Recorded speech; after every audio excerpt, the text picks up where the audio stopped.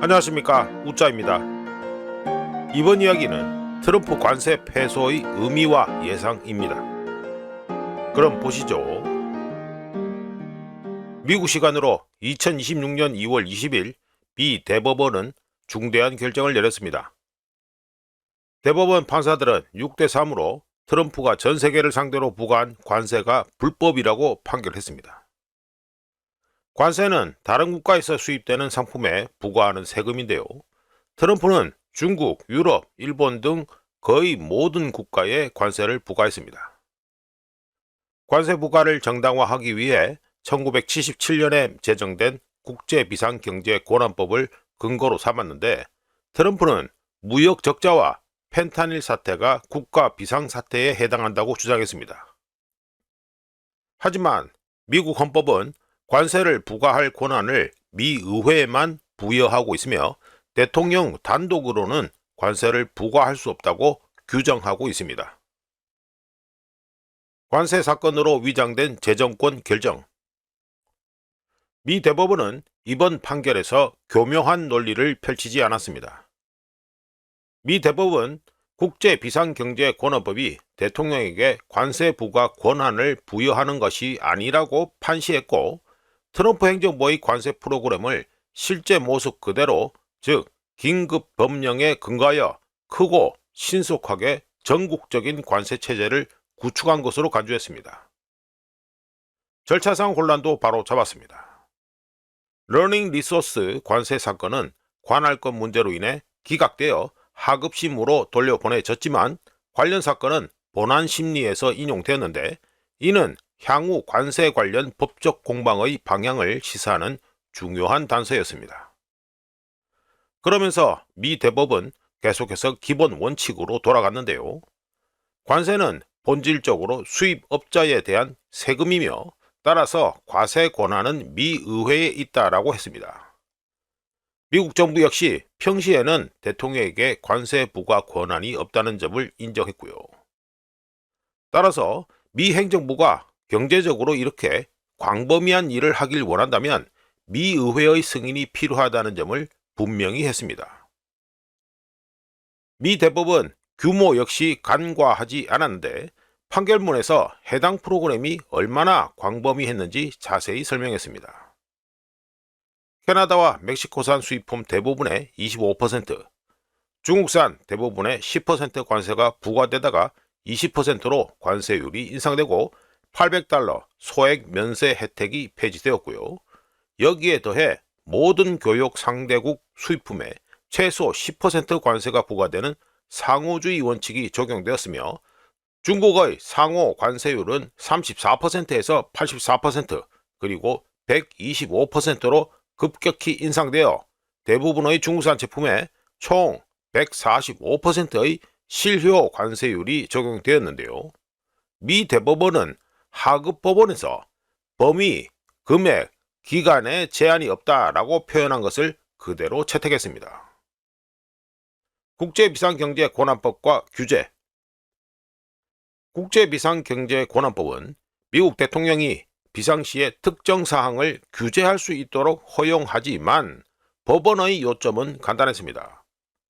국제비상경제권한법에는 관세나 세금이라는 단어가 명시적으로 사용되지 않았다는 것인데요. 만약 미 의회가 직접적인 세수 수단을 미국 대통령에게 넘기고자 했다면 명확한 단어를 사용했을 것입니다. 그런 다음 구조적인 함정에 대한 지적이 이어졌습니다. 국제비상경제권한법에서 수입 또는 수출을 포괄하는데, 법원은 규제라는 단어가 은밀하게 관세를 의미한다면 헌법이 금지하는 수출세까지 허용할 수 있다는 논리가 만들어진다고 했습니다. 물론 이런 식의 해석은 헌법의 구조를 무너뜨리기 때문에 판사들은 용납하지 않습니다. 여담입니다만, 이재명 사건을 담당했던 K 판사들 중 일부는 그렇지 않았지요?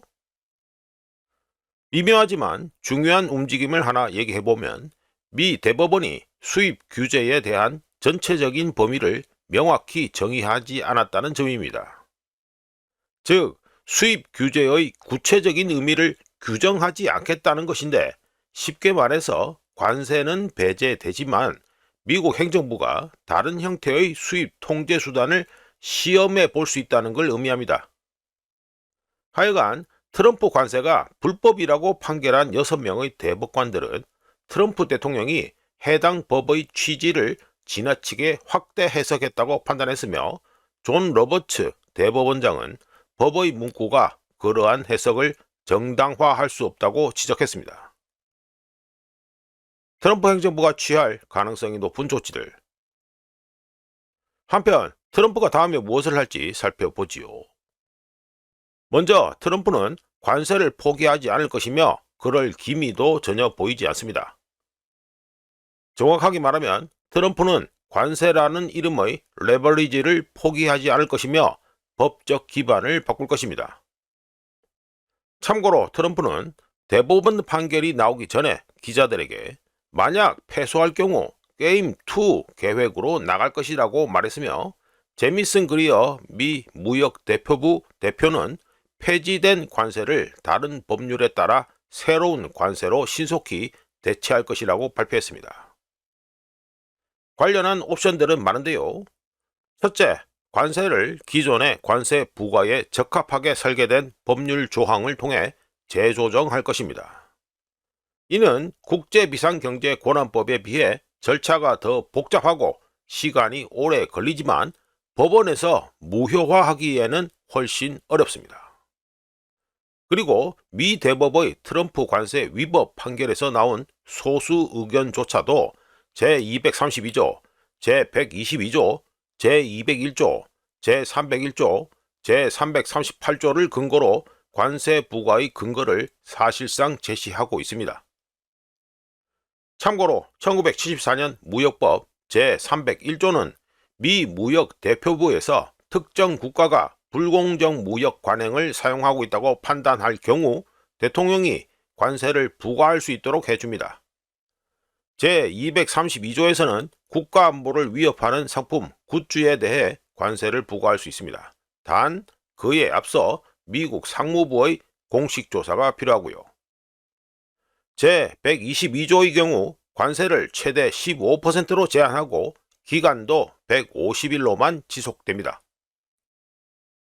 둘째, 미 대법원이 수입 규제라는 용어를 다소 모호하게 정의했기 때문에 관세라는 명칭은 아니지만 실질적인 효과를 낼 수 있는 수단, 예를 들어 허가제, 특정 품목 금지, 쿼터제 같은 유사한 제한을 실험적으로 사용할 것이 예상됩니다. 이는 본질적으로 수입품 가격을 조정하는 것에서 수입 허가제를 도입하는 방식으로 전환할 것이라는 걸 뜻합니다. 셋째, 이미 징수된 돈, 관세는 어떻게 되는 것일까? 즉, 환급을 둘러싼 싸움은 단기적으로 치열한 참호전이 될 것입니다. 미 대법 소수 의견은 환급을 포함한 주요 실질적 결과를 지적하고 있으며, 미 재무부와 법무부는 바로 이 부분에서 속도를 늦추고 범위를 좁히며 소송을 제기하려 할 것입니다.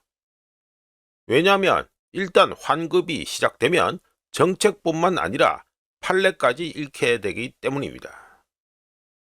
참고로 미국 정부는 2025년 한 해 동안 관세로 약 1,500억 달러에서 1,750억 달러를 거두어 들였으며 해당 관세는 기업들이 납부했습니다.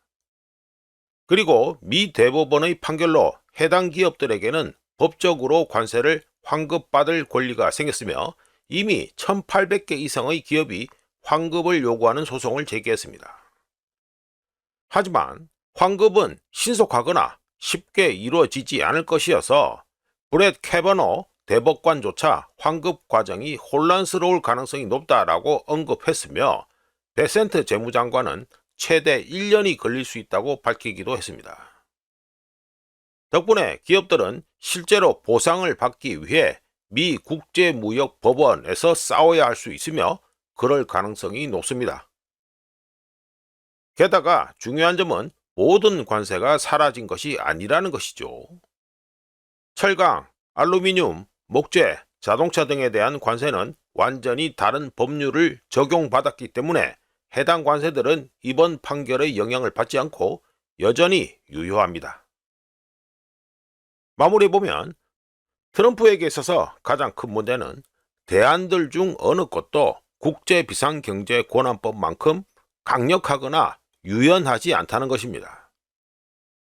국제비상경제권한법은 미국 대통령, 즉 트럼프에게 시간 제한 없이 어떤 국가, 어떤 제품에든 원하는 관세를 부과할 수 있도록 허용했지만, 다른 법률들은 관세 상한선이 있거나 조사를 요구하거나 구체적인 정당성을 제시해야 합니다. 게다가 이제는 정치적인 요인도 작용합니다. 트럼프의 경제정책 지지율은 하락세를 보이고 있는데, 트럼프 행정부는 높은 물가에 시달리는 유권자들의 반발을 피하기 위해 커피나 가구류 등에 대한 관세를 이미 철회했습니다. 그래서 트럼프가 공격적인 정책을 펼치고 싶어도 이번에는 더욱 신중하고 선별적으로 행동해야 할 수도 있습니다. 또한 트럼프는 미 의회가 그에게 명시적으로 관세 권한을 부여하는 새로운 법안을 통과시키도록 추진할 수도 있지만, 이는 시간이 걸리고 보장되지도 않는다는 문제가 있습니다. 이런 가운데 트럼프 관세 패소 소식은 모든 사람들, 특히 미국인들에게 큰 승리입니다. 관세는 소비자가 아니라 기업이 부담했습니다. 하지만 그 비용의 약 90%는 가격 상승을 통해 결국에는 소비자들에게 전가되었습니다. 관세가 철폐된 상태를 유지한다면 전자제품이나 가구 같은 물품의 가격은 시간이 지나면서 하락할 수 있습니다. 단, 환급금은 수입 업체들에게 지급되는 것이지 소비자에게 직접 지급되는 것은 아니어서 미국인들이 직접 환급받지는 않지요. 마지막으로 이번 판결에서 가장 중요한 점은 대통령 권한에 관한 것이었습니다.